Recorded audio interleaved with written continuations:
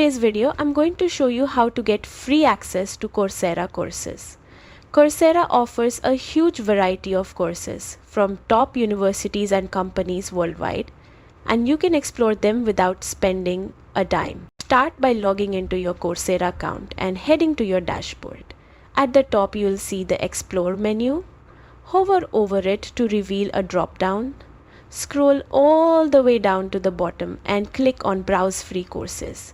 This will take you to a curated page of courses that are completely free to access. Here you'll find courses across technology, business, science, arts, and more. Take a moment to explore and pick the one that interests you.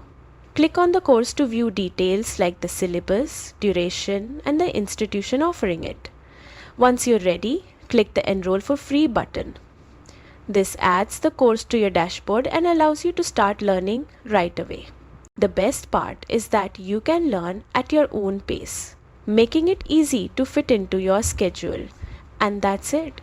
With these simple steps, you can access Coursera's free courses and start learning new skills today. Happy learning!